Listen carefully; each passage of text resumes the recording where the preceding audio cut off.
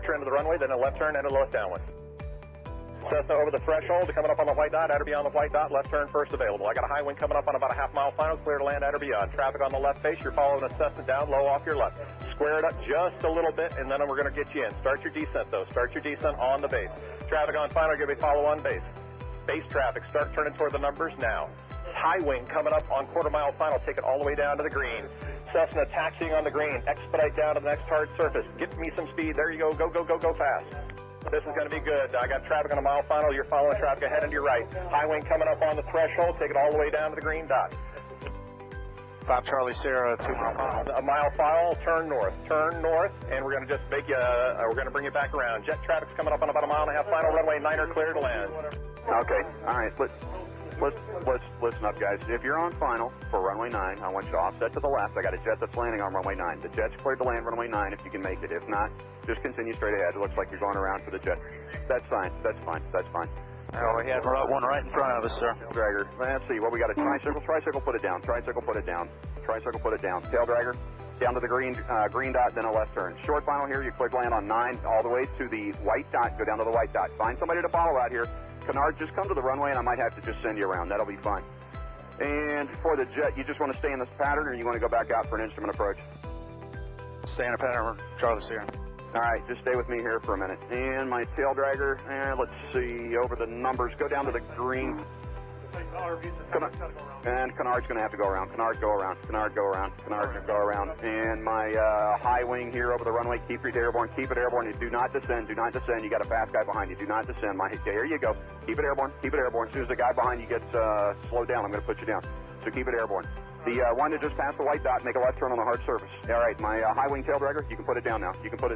And Charlie Sierra, let me get you about a mile off. Let's see, Charlie Sierra, I lost. There you are. Make a left-hand turn. I'll try to resequence you here on the downwinds. We'll see how it looks. Short final, you're clear to land runway 9 on the white dot. There you go. And the tricycle left on the hard surface and follow the flagman. Welcome. Thanks for being part of the show. And let's see, just find somebody to follow on the final, and as you get close to the runway, if it's not going to work, we're going to send you around and then try to re-sequence you. Now, who else got sent around that's not back on the downwind? The Canard? Yeah, Canard. All right, Canard, there's a Gulfstream up there that went around too. I just lost sight of him, but you're going to make kind of a left-hand turn and stay low. I think Charlie Sierra, what's your altitude? 3,200. Okay, that'll be fine. Just maintain VFR. I don't know what else is up there above you. Probably most everybody's down here, so just make a left-hand turn. We'll try to get you back here. Canard's got the jet in sight. Okay, the RV, maybe an RV-10, whatever's here on final. Keep your speed up and go all the way down to the, aim for the green dot for me. Actually, keep your speed up. There's a guy behind you. Aim for the green dot, and I'm sure that's plenty of room for you to land on runway 9. You're clear to land on runway 9. Number 2, you're going to go down to the white dot. Follow the white dot. Actually, you know what? That's 1,500 feet. You're going to land at the white dot. The spacing looks adequate here. 2 guys on final. You're kind of tight there. Keep each other in sight, and you're going to aim for the white dot. If it's not going to work, we'll come up with a plan B. We might have to send you around. The second guy behind you out there in about a 2-mile final. Are you slow enough to be able to follow that guy in front of you? You need to go around.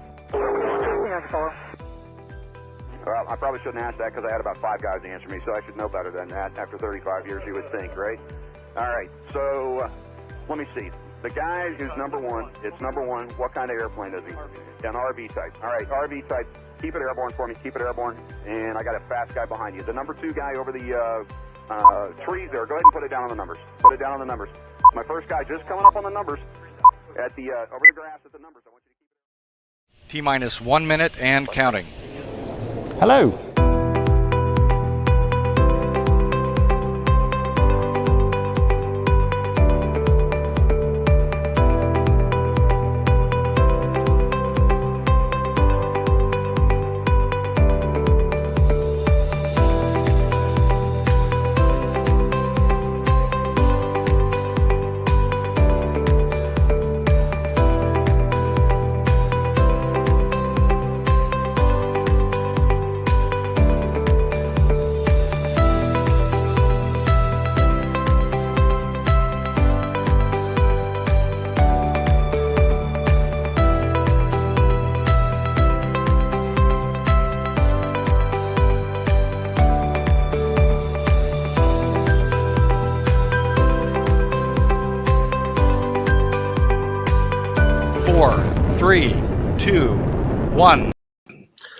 Hello, everybody. And welcome to this. I don't know about you, but here it's blustery, it's wintry wind and stuff. We've had all sorts of sleet and stuff. I was just looking at this. Have a look at this. I mean, hello from the Cape Verde Islands. That can't be too bad, can it? Not too shabby at all.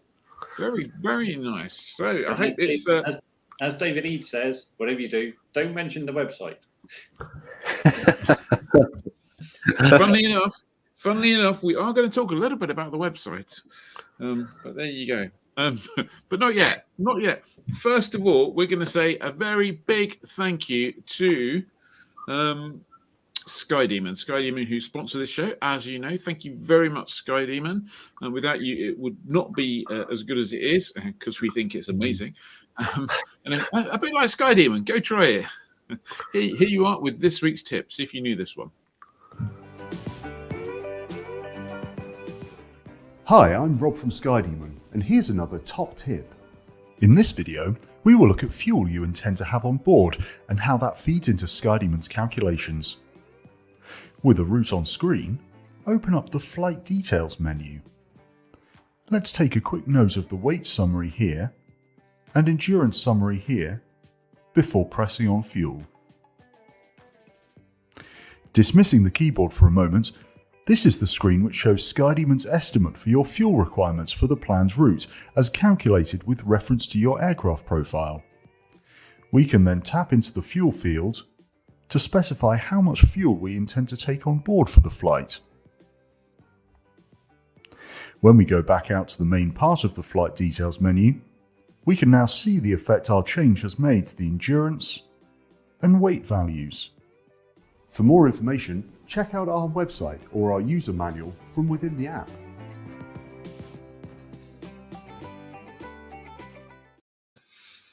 So there you go. All that fuel planning.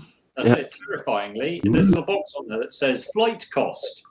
And now with the high cost of avgas, you're flying along and it's like, I've just rerouted or whatever, and it's like, all of a sudden it's like, well, I'm halfway there, I can't afford this anymore. Don't calculate the costs too closely. Calculate weight and balance, calculate endurance, calculate all that kind of stuff. Yeah. When it gets to cost, it's just we need an option to remove it. Yeah, that's many years ago when I first started flying at the local gliding club. Johnny, you probably won't remember stuff like this, but people used to pay for their gliding at the end of the day by writing out a check. Anyway, they did. And there was one guy there who always wrote on his check stub. He always go, "How much is that?" And it was like, I don't know, 5 and 6 or however many shillings or something it was. But no, we were decimalised. And he always like, I'll just divide that by 2. And he always wrote half of the actual cost on his check stub in case anyone at home actually looked at it. But there you go. So let me bring in this chap, Simon, because we got Simon tonight, and I'm not going to forget him. Simon and his shirt are making a live appearance. Hello, Simon. How you doing? Evening, everybody. Very well, thank you. It's cold here, blustery, but the sun's shining, so what more could you ask for, eh? Best not to think about the cost of flying, I think. I'm booked in for tomorrow, so I've got everything crossed that I can actually get flying. Shall I do the forecast for the weekend then? Shall we take a look? Yeah, let me see if I can find the right thing that I have to press. There you go. There you go. There you go. There we go. Okay. Don't we want small Simon, big graph? Oh, let's see if we can do smaller. That's what I like. Oh, hang on a second. I could certainly cheat it. Hang on a second. How am I going to do that then? It worked in rehearsal. There we go. I can do it from that. There we go. Even better. There you go. How about that Look at that. Look at that. We can see all you as well, so you're going to have to stay awake. Okay, so this is how things look then. For Friday, we've got a northerly wind down across the country on Friday, low pressure, just passing through the channel. I actually think this is going to miss us. Unfortunately, the channels are going to get hit by some heavy rain, and it may just be we get a few spots across southern coast of England, but generally it looks as if it is going to be a decent day. Some showers for western, northern and eastern Scotland, which is exactly what you expect to see with a polar maritime air mass. 1 or 2 showers coming down through Ireland as well. But you see here on the cloud ceiling forecast, lots of whites, lots of greens. That means generally that cloud bases are sort of 2,000 feet and above. So not looking bad at all. As I say, though, just watch out for those showers, particularly west, north, east Scotland. Could be 1 or 2 heavier ones in there. Doesn't look bad for my fine. Thank goodness for that. How selfish am I? Anyway, on to Saturday. Northwesterly flow again through Saturday. 1 or 2 fronts, just 1 east of Scotland, 1 west of Scotland. These are really weak affairs, though. So I don't expect much on them. I think just generally more cloud around during the course of Saturday. Light northwesterly flow, probably blowing at about 10 to 12 knots for most of us. 1 or 2 showers developing in the afternoon across the high ground of Scotland, across northern England as well. But for most, it looks as if it's going to be generally fair. Cloud bases, 3,500, 4,000 feet, good visibility as well, away from any of those showers further north. But it does look a decent day. I should say both Friday and Saturday, though, watch out for the freezing levels. They are going to be down at about 1,500 to 2,000 feet at times. And obviously, if you get any showers in there as well, we need to be thinking about icing. And then for Sunday, high pressure in control on Sunday. It looks to be a decent day. Quite a widespread severe frost early on Sunday morning. So if the aircraft are outside, expect the need to scrape them off, because it looks as if we're going to get overnight lows of about -3 by Sunday morning. And then generally it's a fair day. Some sunny spells around, just some high cirrus and alto stratus cloud coming in later on in the day from these fronts across Western Ireland. And you can just see it there, just starting to come onto the cloud ceiling forecast here. But even so, 2,000 to 3,000 feet for most Western areas. In the east, we're looking at about 4,000 foot base and some decent visibility as well. So actually, all in all, it looks like being quite a good weekend. And if you fancy having a weekend of weather, well, 2 consecutive Saturday mornings. My next Aviation Weather School Part 1 is going to be presented live online by me on the Saturday mornings of the 14th and 21st of May. If you've not been yet, this is your chance to come along. I'll show you how you can spot weather windows up to 5 days in advance and be confident in making forecasts yourself, as well as making the predictions of cloud bases and tops by using air masses, etc. It really is a fun course. You'll love it. Go to weatherschool.co.uk for more information to book your place now. Have a fabulous weekend, and yeah, I think we all should be up there. See you next week, guys.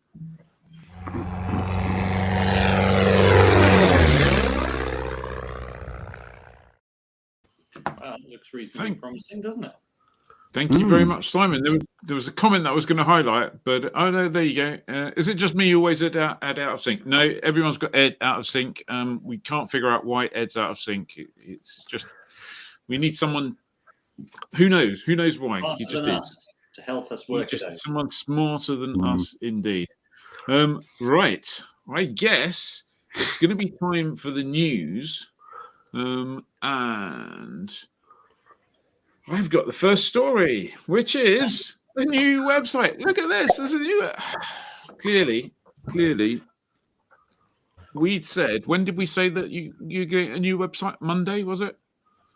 Last Thursday. Yeah, Monday. Yeah. Several times, Mark. Several times. Yep. Today, I actually put the phone down on somebody as well, which is unlike me. It was more common in my youth, but it happened today as well. There was also an expletive involved. So, yeah, well, we said the website would be with you on Monday because we thought we were ready to launch last Friday. And we didn't want to launch on a Friday because it was the weekend. So we said we'd launch on Monday, and then we clearly didn't launch on Monday. And then it just went on and on and on. And basically, if you really want to know what the main issue is, it's getting every single corner of the integration to work between the club members and the forum members, and making sure that everything synchronizes between usernames and every part of the forum, which is now going to sit on a new server, is working as it should before because it was quite specialized. But anyway, it has been a complete and utter tour de force, I think, so far. We have a list of stuff that we're looking at still. It's a relatively just getting much shorter list, and the problems, I don't think there are any unknowns anymore. And the content has been up there. Catkin has done a sterling job, as have the team here, of uploading probably the best part of 20 months worth of content for you to go and look at in beautiful layout, whether that's on a phone, a tablet, or a desktop. but we didn't want to release it when it was just not quite working. It's going to be 4 weeks public beta first, so there will be little bits and tweaks and stuff, but we're hoping that it's going to be. I'm not even sure I'm going to be brave enough to say when it's going to be perfectly honest with you. Soon. And it's like you say, the key thing here is that we've had website overhauls in the past, but the forum has never been brought inside for a single sign. And obviously now we have the Flyer Club memberships, so it's all, there's a whole bunch of database meshing, isn't there? So yeah, and those of you, those members out there would have noticed that we actually turned off the membership page. That was so we had a kind of fixed list of users. We didn't expect it to be turned off for quite so long, and one of the side effects of that was that you can't easily get to the landing fees, which is a bit of a pain, particularly as the weather's going to be good this weekend. So we've turned that back on, so you will be able to get to your landing fee vouchers and free landing fee vouchers and use those. So that should be fine, and we will get it with you just as soon as we can. We are talking a matter of days at the moment, although literally speaking, if we'd have said that last week, we'd have stretched into a week by now, wouldn't we? So, but we are getting there. Thank you very much to the people who did a bit of testing for us along the way. It's been a traumatic experience. I think everybody here, when it's up and running, I think we're all going away for about 6 months on holiday. Not all together, I hasten to add. Individually. But yeah, so anyway, I'm really sorry that you haven't got it. Nobody wants this thing to be up and running and smooth as much as I do, but it is coming. It is coming. it's close. It is close. So, sorry, Ed? it's going to be worth the wait. It is going to be worth the wait. And I'm also happy to say, for those of you hanging around for the interview, that I noticed that Jez Hopkinson has stepped into the green room, eating his jelly babies and drinking his wine or whatever he's drinking. So he's got his wine he's got his vodka in a water bottle. Excellent. Well done, Jez. Good camouflage. So we'll be talking to Jez shortly. But first of all, a bit more news. Ed, you've got not only some news, but a bonus fantasy competition. Apparently so, yes. So if you're an LAA member, you may have seen your April issue of the LAA magazine, Light Aviation, and in there was some news that the LAA rally isn't going to be returning to Sywell this year. To quote the news story, keep the 2nd to the 4th of September free, but it's with regret that LAA won't be holding the event at Sywell Aerodrome. LAA CEO Steve Slater later mentioned in an update to members, currently, Sywell is in the process of a transition from FISO to air-to-ground radio services, and as part of this, an hourly cap on the number of movements has been agreed. Clearly, the rally is well over this cap. After a successful decade of support from Michael Betzo-Brown, we wish him well with his restructuring, and meanwhile, we are planning something different. Keep the date in your diary, as we'll be making an announcement in the coming weeks, where I can't tell you, but watch this space. Ed? I thought that the air-ground radio at last year's LAA rally at Sywell worked exceptionally well.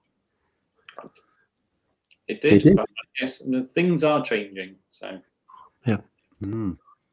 So, we thought we'd have a little game of fantasy LAA rally. Where would you put the LAA rally? Me? Where would you put the LAA rally? This is a fantasy, right? So we can choose anywhere. Yes, yeah. You're warm, aren't you? Yeah, I'm warm. Yes, Key West. That's where I put it. Key West in Florida, right down at the bottom. I don't know if you've got one of those VW powered Fred things, 60 knots. That's going to be a long cross country. Yes, yeah. Thoroughly worth it. I've been to Key West several times. Thoroughly good place to go. Yep. Okay. Yeah. Do you think if you held it from me? I think it would be. Where do I think it would be? Toughy. I think I would probably go to. I think I would go to the show, Ian. Only got an hour. Sorry, I'd go to Bristol Airport, because that would, as we say in the West Country, that would learn them about a lot of traffic. Clearly, they struggle. Yeah, Johnny. There's a few I've been thinking of, but I'd go for Scampton, RAF Scampton, which I mentioned before. Good call. Good I call. crowdfund the purchase of it. Blimey, an airfield purchase as well. Yeah. Yeah. God. Ed? I don't know. I was thinking about this. Possibly, if there was a bit more parking, take it back to Leicester, because it's LA has some historical connections to Leicester, so that would be quite cool. But who knows? Yeah. Who knows? All right. Who knows? And in the comments, I've got to say some of the craziest. And where is it? Kia Williams, what are you smoking? London. A big carnage. A few people remembering Cranfield. Tony Bishop suggests Duxford. Paul Fraser Benison, Gatwick. That would be exciting. Yeah, it's a bit quiet at the moment, isn't it? So Gap Tavard, very nice. good. Tom says St. Bart's, good choice. Bit of a long cross country. Take it to Sandown, says John Milner. I did think about that. Peter Satchwell says Kemble. Oh, there you go. I have to say, my vote goes to Scampton. Johnny's got it. Oh, Michael Ward. Yeah. Well done, Johnny. Okay, money. Let's move. Dave, tell us about your tail beacon. Tail beacon, right? This is Avionics, which is an avionics company in the States. They've just got a supplementary type certificate, an STC, for what they call Tail Beacon X. This is here. It's a tail-mounted ADS-B transponder. Basically, it's packed. It's a nifty little device that's packed with the ADS-B out or a Mode S transponder. It's got antennas and the LED light, tail light. It's all built in together. The STC is with the FAA at the moment, and it comes with an approved model list of some 550 makes and models, including most of the major types. Avionics says it is pursuing ST validation in the UK and European markets, and we've heard that applications are already in for the UK and being chased quite hard. So, and they've even, I believe, they've even asked that toughest of certification regimes, the LAA and the BMAA. Yeah. So, I mean, I'm not sure if it gets through the FAA, EASA, and the UKCA. It doesn't mean it's going to get through the LAA and the BMAA, does it? Clearly. I don't know. Yes, but it is a tremendous little bit of kit, lots of capability, and controlled. It's obviously it mounts on the tail, but it's controlled via an AV20 or an AV30. So, and I've just started flying with an AV30, and I've got to say it's brilliant. So, excellent, good, really, really good. nice. Right, other thing that's going on at the moment: sun and fun. Yeehaw! We're not out there. We're not getting blown away or super warm in Florida or whatever they got, but all sorts of stuff going on at Sun and Fun. A couple of news stories from there. Dave, do you want to go first?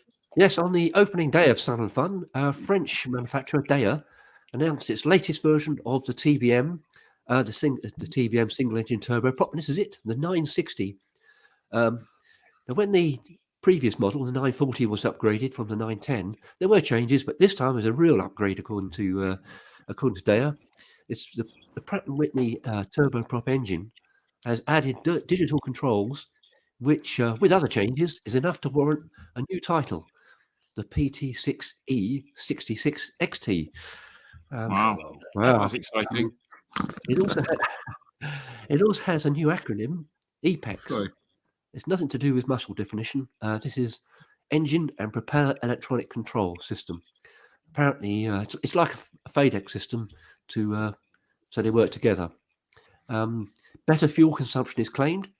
Do you want to know what better is? Yes, go on then. Hit us with it. Go on. At 308 knots cruise, which is Daya's recommended cruise speed, 57 US gallons per hour. Well, that's not bad if you're going 308 knots. No. I worked that out, how much that would cost at the rate of Staverton's Jet A fuel, and that's basically 300 quid an hour for fuel, which, frankly, for 6 seats, 308 knots is not too bad, is it? If you happen to have 300 quid to burn. There's a whole bunch of twins that are burning more than 300 piston twins. That's burning more than 300 quid worth of fuel an hour. Yeah, there'll be two models at launch. There's a standard package at a mere $4.6 million, and the Prestige at $4.8 million. For their extra 0.2 of a million, you get a digitally controlled cabin environment system and some LED lights. Ooh. You've got to go for the top model.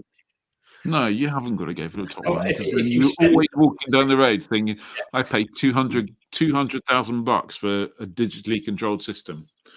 I thought you were going to say it came with a potty. Yeah. They do have the option of a potty. I understand it's not terribly private. No, Should you- I've should you use seen it? one. It's quite a small cabin already. Well, you know, it's a single engine turboprop type cabin. And can you imagine sitting around a relatively small table, but your other friend happens to be sitting on the loo, and the only thing dividing you and your fellow passengers is just one little curtain. I mean, you've got to really, really, really need to go, and they've got to be really good friends before you can. I mean, as part I'd of rather this, divert. That's it. Yeah. As part of this $200,000 digitally controlled cabin, does it have a button you can push that just goes la la la la la? I'm not here. Yeah, I guess you could like depressurize, couldn't you? Yeah. Saying, oh, that's terrible. That's right. Moving on. Johnny, tell us about Textron updates. They're bound to be doing something really big and exciting. Yeah, big and exciting. They've brought out a range of upgrades for the for Beechcraft and Cessna. So the G30 Bonanza has a £155 increase, and they've also got a revised cockpit for the Bonanza, which shares a few things with the Baron. There's new interior schemes, new cockpit layout, new autopilot controller. New Bonanzas will also get a GI 275 standby instrument, carbon monoxide detector, integrated into the Garmin Avionics, and USB ports in every seat, powered headset plugs in the cockpit, and again, LED lighting, because everybody likes LED lighting. And then Cessnas are also going to get the GI 275, getting rid of 3 of the analog standbys and giving additional flight data. And they're also refreshing the interior of Cessnas. And these are upgrades that will enhance the flying experience, says Chris Crow, who's what's he, MD of Textron? Who's that? I've forgotten his job title. Chris Crow. It must be a vice president. Everyone's a vice president there, aren't they? Yeah. Yes, Yeah. and that's basically it. And I think they've announced a new Lycoming, I think, for the new Turbo Skylane. Yeah, they're putting on display the new engine for the Turbo Skylane, which they announced earlier in the year. Okay. Yeah. Okay. There you go. What fuel are we going to stick in these then, Ed? Well, hopefully, if GAMI get the way, the 100 UL fuel that they announced their STC for last year at Oshkosh.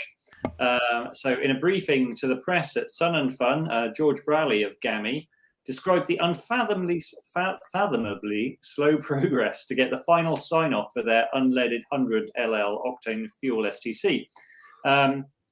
It was announced last year at Oshkosh after 12 years of testing, and GAMI, have got a really good setup and are well placed to do this stuff.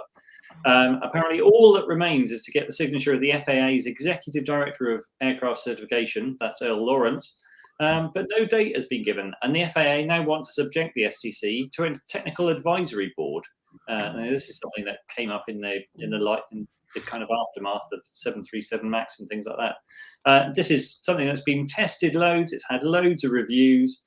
It just seems like there's a lot of feet dragging. The legislation that enables this technical advisory board specifically applies to transport aircraft weighing 150,000 pounds or more. And as Braley says, hasn't been explained why they're applying it to light aircraft. There's over 600 engines on the STC, covering most low-powered Lycomings, up to 360 cubic inch Continentals, 470 cubic inch Franklins, plus dozens of radial engines by Pratt & Whitney and Curtiss Wright.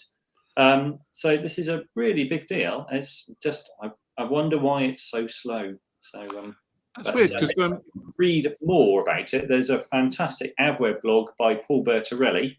I'll stick a link in the comments to it, because one of the best bits of reporting I've seen on it. So, and Paul's been following this since it all began a long time ago. We need to get Paul as a guest presenter at some stage. Yeah. Yes. Yeah. He's the Bertarelli delivery is almost in an honorary British style, isn't it? He could be quite comfortable over here, I feel. Yeah, he does it. He is the classy curmudgeon. Yes. Is cool. But the name you mentioned there, Earl Lawrence, he's generally considered to be a bit of a top chap, to be honest. So it's a bit strange, isn't it? It is. Yes. Yeah. Who knows? Yeah. Who knows? Well, in other regulatory news, I have spent I think probably 21 minutes, 24. Let me get my little piece of paper. 21 minutes and 59 seconds today watching the CAA's April virtual voyage on your behalf. Yep, it's all about maintenance and stuff like that. And I reckon out of that 21 minutes and 59 seconds, there you go. This is what it was like. They all had virtual backgrounds talking about this kind of stuff. I reckon you could fit the useful stuff into probably about, I would be tempting to say 1 minute and 59 seconds, but it's probably a bit more than that, probably about 5 minutes. 5 minutes of really good stuff. The other stuff was like a school report. It was like, well, we're going to bring out this thing. Everyone liked the Skyway code, and everyone knows that maintenance stuff is really complicated, so we're going to bring out a new one, but we haven't got it yet, but we'll let you know when we bring it out. Oh, okay. Well, great. But instead of saying it like that, they managed to take 5 minutes to talk about it. A couple of kind of slightly shocking things there. There was a bit that this was interesting, was the average age of engineers working for engineering companies that aren't camos. I don't know whether camos are the things that attract young people or not, but take a look at this graph that they showed. Look, nearly 50% of the engineers are between 71 and 80. That's like the young segment there is 51 to 60, and there's a bunch of it. That must be what, I don't know, 8% or something like that. 81 to 90-year-olds. That's shocking. They also spoke about a new a recently new engineering license called a B3 license, which enables you to work on aircraft up to 2,000 kilograms, and in the hope that would attract more people into it to become qualified engineers. Unfortunately, though, there is no one in the country who provides training to become a B3 engineer. So if you want to become one, you can't get trained. You couldn't make it up, could you? So I think somewhere in the story, if someone gets on the little document there's a link we can put in the chat, so you too can go and spend 21 minutes and 59 seconds of your life watching the Civil Aviation Authority talk about maintenance stuff. There is some good stuff in there. Probably about 5 minutes worth. So I suppose the ratios probably better than Twitter, I suppose. But I haven't watched it yet. But was Sophie O'Sullivan always this surprised all the way through? Yeah, basically. She was indeed. And yeah, no, I'm not going to say anything else. I nearly did, and I thought that would be unprofessional, and I'm not going to. I'm put for your own virtual voyage enjoyment. I put the link to the video in the comments. You can watch it later. Go and watch it and tell me how wrong I am and how stupid I am. There you go, or how right I am. Dave, Pilot Careers Live this weekend. Yes, Pilot Careers Live. This is an event that we staged and put on. It's packed with approved training organisations, ATOs, and also has a host of seminars on key subjects and some briefings from British Airways, EasyJet, Wizz Air, and Bristow Helicopters. And there's a bunch of bursaries available. The bursaries are basically discounts on the prices of the courses. And there's nearly £1.2 million worth of bursaries available from various sources. So it's a good time to shop around and see what you can get. That would almost get you an entire PPL these days, wouldn't it? Yeah. Some of us were supposed to be there, but unfortunately we nobbled by the plague. Yes, those on the Johnny and Dave axis there, who were going to be there doing PCL TV live interviews and everything all day, as they say, have been they're both testing positive, so they got to stay at home and support from a distance. So yeah, unfortunately. And there you go, Johnny. Where's Mac? Heraklion still. That's about all the story. That's yeah, it. He loved it in Greece.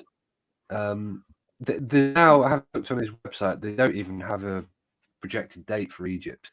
So Obviously, I've lost the map of Heraklion. It's gone. Never mind. It's in Greece, isn't it? Yeah, it is.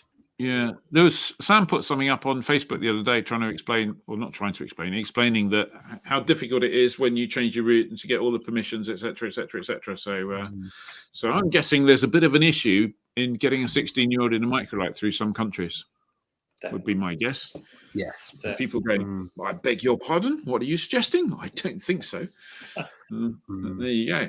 And there's a bonus news story. What's that all about? I know nothing about that, Johnny. I just added one in because Kanchana from the Avionics project asked for just a quick reminder that their taster flight, they've got 24 taster flights up for grabs, basically. And you've got until next Monday to apply. So if you're eligible, apply, do it. I'll stick the link in the comments for people. So go for that.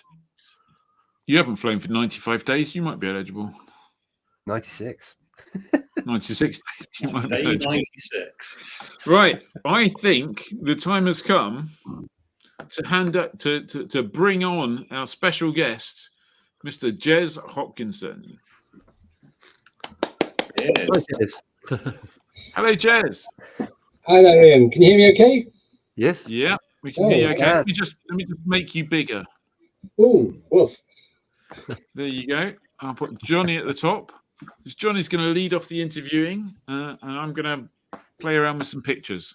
Hello, Johnny. Right. Good to see you. What we might thank do you for before we joining kick us. off, Johnny, I might just kick off with a shortened version of a little video that the Yakovlevs put together of their sky typing. I had to cut this around a bit, Jez, because it was too long for this show, I'm afraid. So here you go.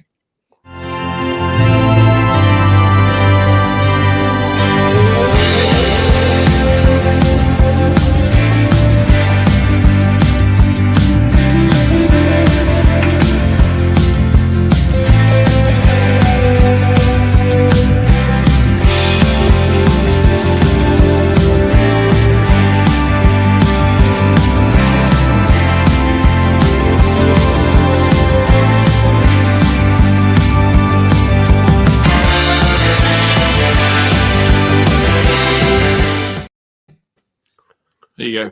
Quick end. Over to you, Johnny. Lovely job. Right, Jess, thanks for joining us. For people who haven't seen the team and might not know about you, just give us a quick background of who the Yakolevs are. Well, Johnny, first of all, thanks for having me. We're a 6-ship formation team that does a certain amount of flying in the UK, but it's mainly in China and India since about 2012, 2013. And we've just launched sky typing for the first time in the UK. So it's a pretty exciting time for us. Yeah.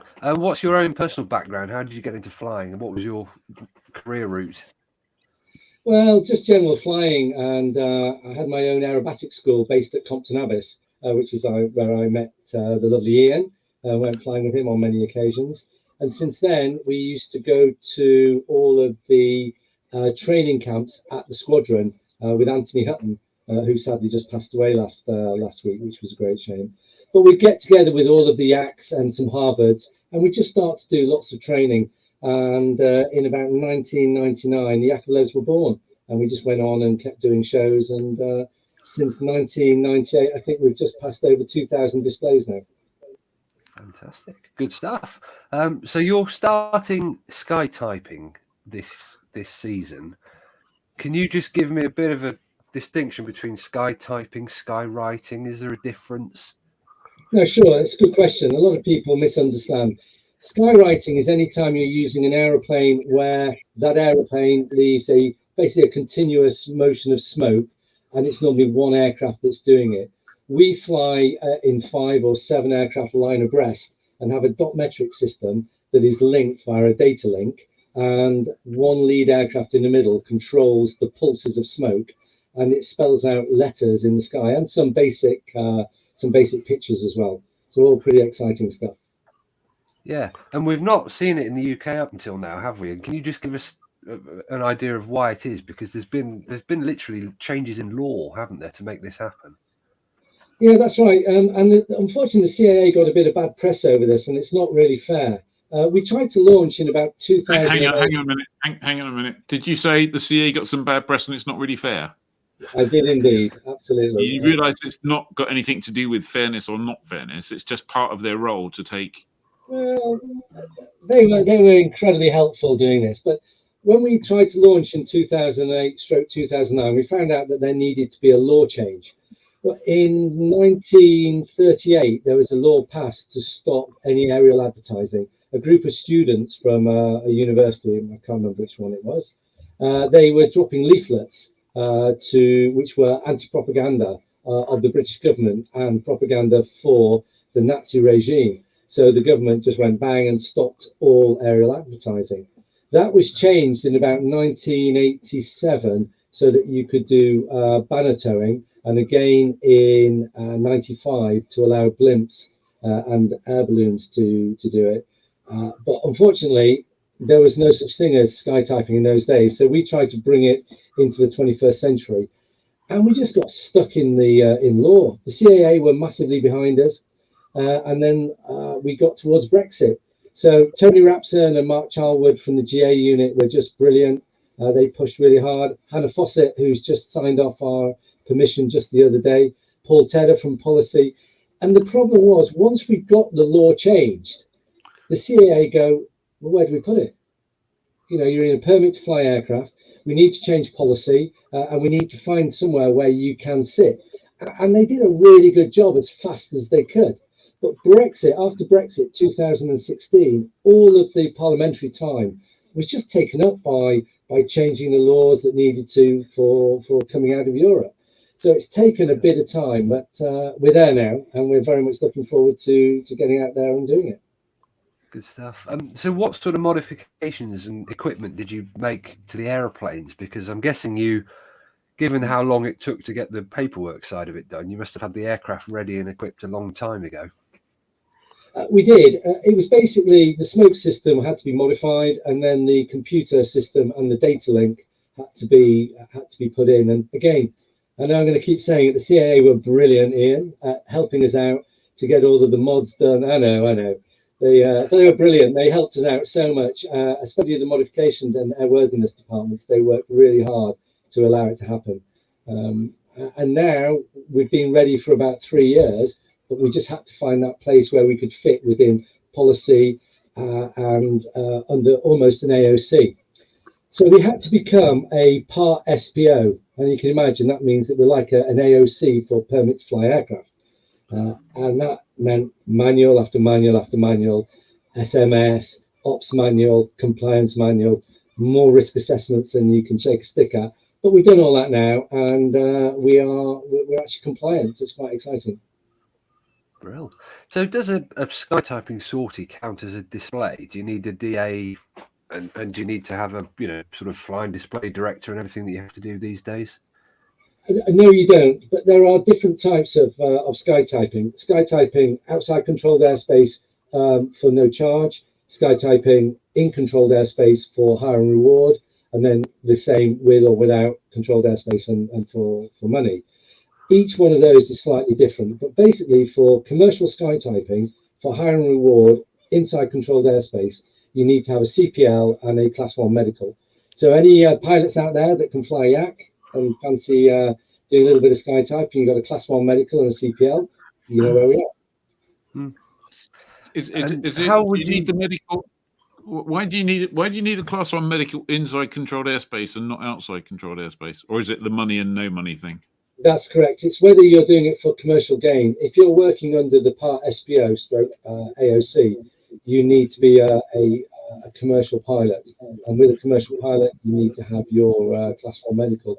But if you're outside controlled airspace and you're not doing it for hire and reward, so if you're sponsored, then you can have someone that's qualified on the aircraft. Got you. So how would you go about actually planning a sky typing sortie? Tell me what's involved. Well, let's just say we're looking at doing a sortie inside controlled airspace. We were hopefully going to be doing something up at Aintree on Saturday, but that was cancelled due to the weather. Basically, we had to get a thing called a non-standard flight through NATS. We do that 42 days in advance. They're brilliant. We were up at 10,000 foot, right in Class A airspace in Swanwick, just by Aintree. We got the non-standard flight. We talked to all the people at Manchester and at Liverpool. We arrange where we're going to be based in and out of, and then we just got ourselves all ready for it. We're going to position the aircraft up to Sleip and get airborne at the specific time over Aintree when the Grand National's going on, and off we go typing. As I said, unfortunately, due to weather, that's the bad thing about sky typing in the UK is we need pretty good weather. So if you've got more than 1/8 of cloud, it tends to ruin it. So we kind of get held back on that a little bit. Yeah. There's a good question here for you. Sorry, Johnny, I didn't mean to interrupt. Right. Does it always have to be straight and level, or can you do it in a circle? No, we can do it in a circle as well. We can do it with about 5-degree turn, but we tend to do a flat turn. So it's more with rudder and opposite aileron. But of course, the guys who are on the left and the right, they have to coordinate as well. It can be a little bit more difficult. But we've done quite a lot of sky typing in China before. So we have done a lot of it. We've got a lot of experience at it already.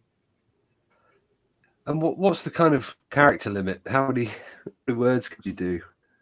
We get to about 25 characters, and we can do between 8 and 10 messages. And again, a lot depends on the weather, if there's strong winds or if it's stable winds, how long the characters will stay. But in China, certainly where the wind was a lot more constant at 10,000 foot, we were having the hang rate between 5 and 6 minutes, where you could still clearly see what we were typing. We don't want it to be too long, because it becomes a bit intrusive then. If you do a message and it's up there for an hour, people aren't just going to want to watch it on a beautiful blue sky day, which we need. So we're quite happy for a maximum of about 5 minutes. Yeah. Can you give us an idea of where we might be able to see you doing some this year? Yeah, we're just trying to sort out for the new World Series of air racing, which was the old Red Bull. I see that. Have you ever written "How do I land"? No, we're okay on that one, but thanks. You've asked it a few times, but you've never written it. Yeah, well, I've asked a few times coming in.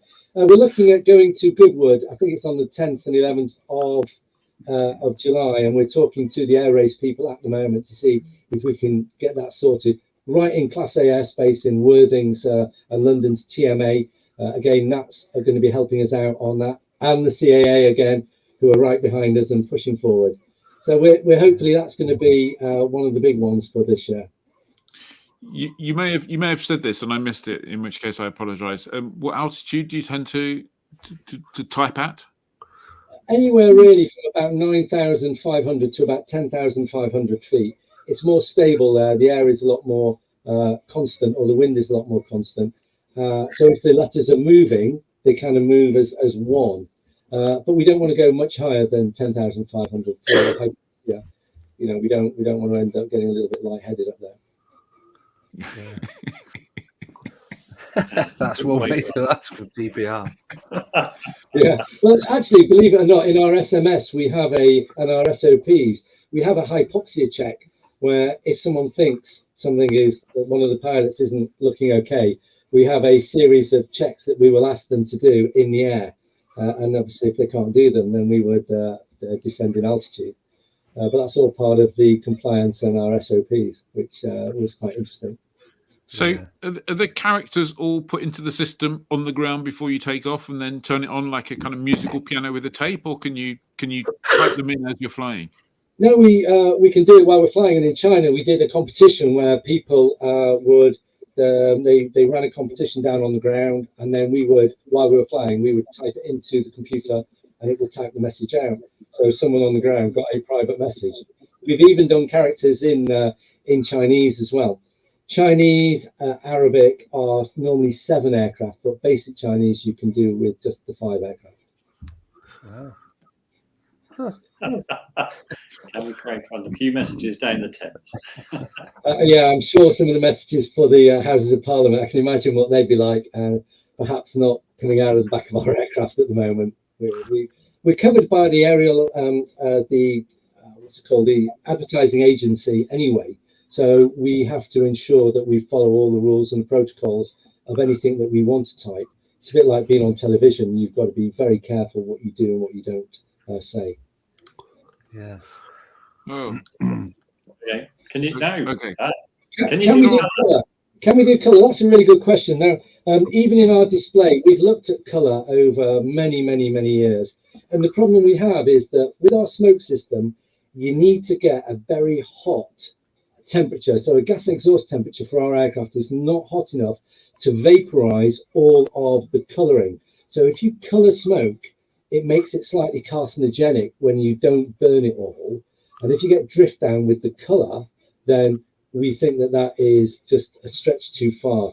You can buy pods that can go on your wings that are colour, but once you fire those, you can't unfire them. You see, in the past, you've had other people using colour on wingtips, but it's not really the way forward at the moment. We're going to see if there is a way forward. We work really hard on biodegradable smoke oil. Our smoke oil is very environmentally friendly.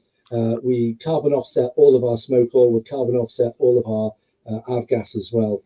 And it's important that everybody does that. And in fact, this year for the air display world, the BARDA and the CIA have got massively on board with that, and they are going to try and insist upon a certificate from a registered carbon offset company to show that you have carbon offset your avgas and your smoke oil, which is a really good step in the right direction as well.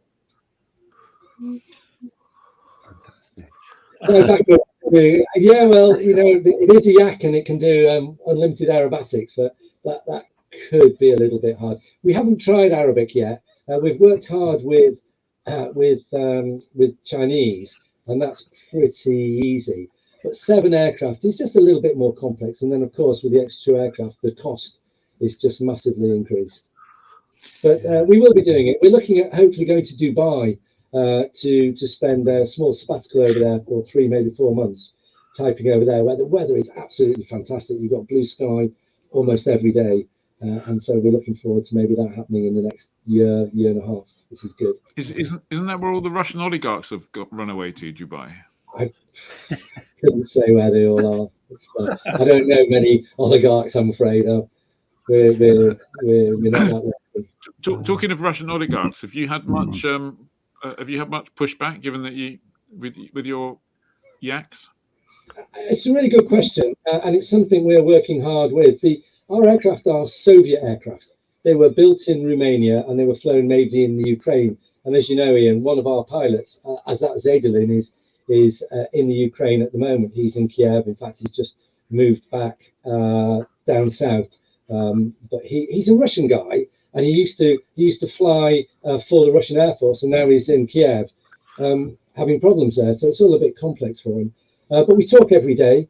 And I say to him, is there anything that we could do to make our aircraft support you? So we're getting rid of our stars, and we are putting the roundels from the Ukrainian Air Force on them and the Ukrainian insignia. And I'd just like to remind people that the Soviet Union broke down into 15 countries, of which 5 of them, if I remember rightly, are NATO or EU. So yes, we are a Soviet aircraft, but we are very little to do with the Russian Federation. And so far, the pushback has been quite minor. People kind of do understand the difference. But it's a good question. Yeah. And how is there an easy way to work out? I realize there's lots of variables in terms of what it costs, but how expensive is it to put a message up? I mean, it is expensive. 5 aircraft up. The minimum sortie you're going to do is about an hour and a half by the time you get airborne, get to altitude, start the typing. You've got 5 aircraft, using the smoke oil. The smoke oil is £2.35 a litre now. We can burn 45 litres per aircraft. Got to pay the pilots. So you're really looking at a lot more expensive than an air display. So if you're going a long distance, it can be anything from £20,000 to £30,000. But we are looking at doing things when we're practicing for people that want to have messages done where they can video them, where if someone says, can you write a message to my wife, my girlfriend, the NHS or whatever, and we will do it whilst we are just going up training, and we're going to try and do a certain number of freebies whenever we can as well. So we just have to see, it's a whole new thing, and we're kind of still feeling our feet here in the UK as well to see what the pricing structure is going to be. I think when you're training and when we get the website out, we should have www.flyer.co.uk when it's actually. Absolutely, I can see no reason why not. That's it. £7.50 a month. That's it. Yeah, yeah, and it makes printer ink sound cheap. It does. As Martin Loosby says, it'll be Moonpig for the wife again this year. No sky typing there. I mean, we have had. We have a company that looks after us called Ambient, and they do all of our commercial. They're a very big worldwide marketing company, and they've been approached by some private individuals who want to have private events over houses, and it's amazing that they are happy to pay some of the prices. It's more for corporate stuff. So whether you're along the beaches during the summer, we can warn people about make sure you put sunblock on, or we can also get them we can advertise the names of the companies that do that, so we can do a bit of advertorial with them at the same time, which is quite good. Wow. So exciting! We're really looking forward to it, and it's great fun for us as well. Whenever you get 5 aircraft up in a formation, it's just fantastic fun. It's what we all look for, which is great. Can you blend? Is there any way that you can blend a display with skywriting, or are the requirements too difficult? No, you can do, but what we have to do is we take a second Yak 52 up, because our lead aircraft tends to be a Yak 52. It's a bit more stable when you're pulling quite high G maneuvers. The guys on the wing are in a 50, so their wing loading is a lot lighter, so they tend to bounce around. The 52, being a bit heavier, tends to penetrate a bit more. So we take a second Yak 52 with a different lead pilot and the guy in the back doing the tech guy in the back doing the computer, and we would do the sky typing. He would break off, we'd drop down, and we could do a 4-ship or meet up with 2 other aircraft if we needed to do a 6-ship. We have 9 aircraft in the team that we use. Some are on maintenance, so we always have the availability for at least 6/7. Problem would be if we've been up doing, a good half hour, 40 minutes. We're now quite down on smoke oil and we're down on fuel. So the display would not be our normal 17-minute display. It would be quite a bit shorter. So there is that limitation. Fascinating. Well, I look forward to getting a closer look. Yeah, you'll have to let us know if you're doing any around Wiltshire and Gloucestershire, and we'll keep our eyes open. I mean, honestly, we're so looking forward that the number of people have already written to us and said, "Can you do this? Can you do that?" We've got a couple that we're going to go down as soon as we can, thanking the NHS for some bits and pieces they've done for some of the guys. Have you ever made a spelling mistake? Yes, we have, in Chinese, and a couple of times in the UK. When we were testing the system, we had some, they're called misblows, where the solenoid shuts too quickly or doesn't open, and it misses something in the letter. So a letter can look like another letter, and we have to be really careful on that. So when we're doing our words, we make sure that if we do get a misfire, that we don't end up saying something that we shouldn't be. But it is a bit of a worry. Oh, and another one is rubbing it out. Gosh, could we rub something out? No, not really. I mean, we could fly through it. And can you imagine if you do make a mistake, then you'd have to just live with it. When sky typing in America, Stephen Stinnes was paid a lot of money to write a certain person's name is a chump, and he got death threats over that. Completely legal, no problem. So we made a decision that we would not get involved in anything political or could be construed as that, because just typing somebody's name that was running for office and the opposition said, "This is what we want," it just caused them quite a lot of problems. Yeah. Great. Mad. Fantastic. Brilliant. Well, Jez, thanks for joining us. That was really interesting, and we'll look forward to seeing you in the summer. I'll be looking forward to seeing Ian emailing me every day saying, "Are you doing it today? Flyer.co.uk." Well, brilliant. Thanks a lot, guys. Thanks for having me on here. Cheers. Everybody has stayed. If anybody does feel as though they've got the qualifications, CPL and a Class 1 medical, and if you've got some Yak experience already, give us a call. We're always looking forward to getting people contacting us and coming in. Brilliant. There you go. Thank you Good very stuff. much. Cheers, Jez. Back to the green room with my jelly babies and my drinks. Thanks a lot. Yeah, you can get back to those now. You can get back to your podcast. Thanks very much, guys. Really appreciate the time. It must be time for.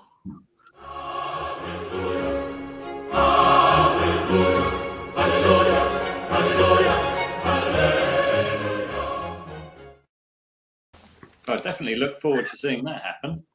Yeah. Very much. So, yes. So, Fancy Hanger. After hearing that Dare have launched the latest version of the TBM family, the 960, at a cool $4.6 million, we wondered, well, a TBM is nice and all, but if we had that much to spend, what other turbine could we have? And that meant trawling the classifieds. So who's first? Johnny. Oh, it's me, is it? Right. I've gone the other Johnny. I've gone for a Twin Commander 840. Look at that. Good heavens. Look at the state of that. It's almost like, I think was it Mario Andretti that drove the Lotus 77? Dave will know the answer to that. If the piping was all gold, it would look just like the car. But it's got ramp. Special. Yeah, it's got ramp presence. It's just been freshly painted. It's got fresh interior inside. I think it's got the Honeywell engines. It's got long range tanks, 475 gallons. It's a bit cramped inside, but I think it looks good. If you're cruising around with friends, that's a perfect machine. I don't actually know the price, but it's going to be less than $4 million. So they're going to be quite cheap. Aren't they? Yeah. So, they are going to be Richard Kennedy says, Johnny, what is it with you and lowriders? And obviously, last week we had your slightly suspect bent citation. Yeah.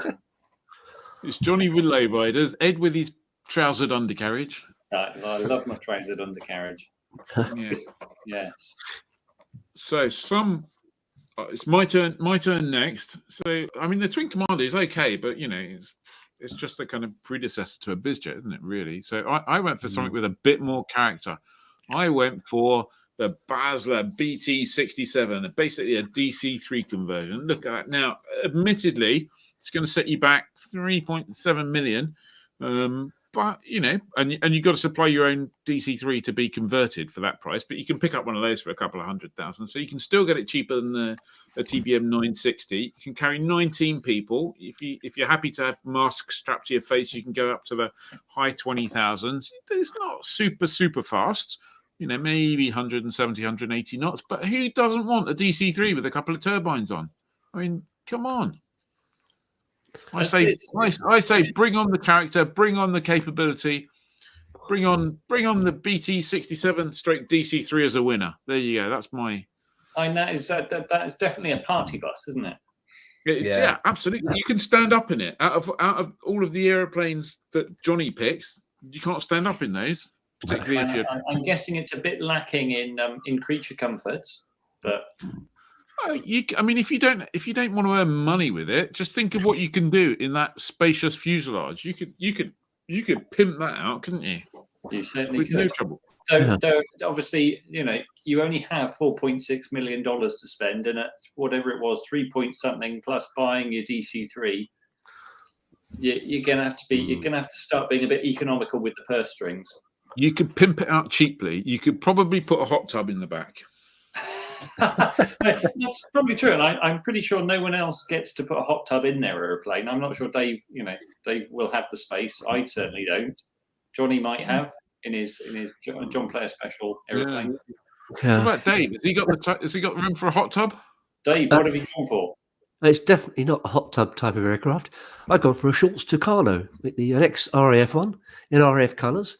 Lots of these actually left the RAF with high airframe times, but this one's supposedly low airframe time. It's got all its logs, and I think that's a very nice looking airplane. It's just under $1 million. Excuse me, just under $1 million. but it comes with a good engine, good prop, a whole new avionics suite. I think you can have a lot of fun in that. Yeah, but no hot tub. Yeah, No bathtub. No hot tub. Not a jacuzzi either. Who does that leave? Does that leave Ed to come in and sweep? That just leaves me. And I browsed around, Johnny and I looked at a few things. There was a very cool Siam Marchetti 1019, which is like a Cessna 185, but with a turbine, 2 seats, real hot ship. But that was like the minimum entry. I reckon it was something like $160,000, which was an amazing entry point for getting into a turbine. And you'd have loads of change left over. But I looked on Trader Plane and I found this. It's a really wonderful 1969 McKinnon turbine Goose conversion, configured for 6 passengers, pilot and co-pilot. It's got 2 680 horsepower PT6 engines in place of the Pratt & Whitney radials of the originals. And while radials are undoubtedly cool, jet A drinking turbines are practical. And this is a bit of a, if Ian's got the party bus, then this is definitely the adventure bus. It's got, I know someone's got a photo here. It's also got this amazing starboard side access hatch, which means you could be floating on the lake and sit with your feet up, enjoying the view, as long as no one goes past and makes too much wake. Otherwise, you might sink. $2.25 million seems like a bargain to me for that much aeroplane, and I think that could be a lot of fun. What were they thinking when they chose that carpet to go along the walls? I would have to change that, I feel, but actually, and not having the $2.25 million entry price, that's not a problem I'm going to be facing. Well, I wonder what it is about people when they buy airplanes and go, I know what, let's make the interior brown. I know what, let's paint it a nice beige and brown colour. As Hayden Thompson says, that's a waded undercarriage. No, we're not into that. Good call, Hayden. So, what does anyone else come up with? A few people called Ed Wins a long time too early, which was clearly mad. Colin Wilkinson said, Ian wins. Marcus Clark, it was all 4-2 Carno. Hang on a second. Ed wins before we even knew what I had, Claire. You got a new mad. There's a great Russ Stein comment here somewhere. Catkin says PC12. Rostein, it asked for seconds when God was handing out ugly. That's very mean, Russ. Very mean, but true. That's it. I think it looks better on the water, doesn't it? Took out days having a hot flush. Oh, that was when he took the jumper off. Yeah, not his 2 car. Yeah. Mikey said HP Jetstream. I challenge you to find one of those for sale right now. Claire B, Turbo Porter, you might be able to find one of those. What else have we got? We've had that Ian wins. Catkin thinks you go for a Turbo Beaver. That's a good choice. John Milner says Ian wins. Paul Sengupta reminds Ian to watch his weight and balance if he's going to put a hot tub in the back of his C-47. Colin Elder says PC-12. How much is a PC-12? Probably second-hand one maybe. So I tell you what, they made a turbine version of the Helio Courier. Yes, that is. I mean, if you're going ugly, that is a go ugly early aeroplane. Jonathan Holland has taken exception to my pick and says that's a lady's aeroplane. Well, that would be a fine lady if she picks that kind of aeroplane, Jonathan. There you go. Chris Holiday says Ed wins. Sorry, Trent told us 4.5 million. Where did it go? 4.5 million in which currency? Dollars, presumably. So I guess PC-12 and 960 are kind of similar prices, aren't they? Yeah. Keir Williams says Dave wins. That's second hand. 6.6 million new. Dave wins for me. There we go. Tucano wins. Dave, it might be. Dave wins. This might actually be. It could be a rare win for Dave, couldn't it? What's happened here, Dave? Are you? I know you're running a temperature. Oh, I think it must be the sympathy vote. I think it is the sympathy vote. I think But take it anyway. Anyway, well done. What we got on events then, Dave? Winner? Events. Right. I'm deteriorating rapidly at the moment. Hurry So up. events this Saturday, the Vintage. Well, apart from Pilot Careers Live, of course, in London, this Saturday, the Vintage Piper Aircraft Club flying at Slape. Sunday, you'd like this one, Ian. The 10th Heathrow Aircraft Enthusiast Fair at Kempton Park. Next week, during the week, it's Warbirds over Wanaka in New Zealand. I don't know if anybody's going to be able to turn up for that. New Zealand has taken a distinctly hard approach to people coming in. And then it's Easter with a number of events, including, of course, the one we all like to say every year, Easter at Easter. Easter at Easter. Fine at Easter Airfield. Absolutely. Brilliant. Okay. Johnny, I think we have opened temporarily the Flyer Club subscription thing. So for a whole week you couldn't buy your subscription, but you can now. But people should. It will not be cheaper, £30 for the year. So go ahead and do it. And also follow us on YouTube if you don't. And like and subscribe the video, please, because it helps us. We're inching closer to 4,000 followers. Yes. So that would be really handy. Absolutely. Vintage Aircraft Club to Western on the 9th. There you go. And a reminder from Whiskey Alpha Pilot, Duxford GA is still on. Yes, they haven't managed to cancel themselves yet. No, despite trying really hard.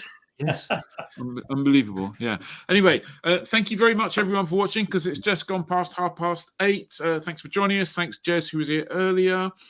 We do apologize. I apologize for not having the website up, but it will be up. The new one will be up real soon now, honestly. And we will be asking you to join because we'd love to have you as members.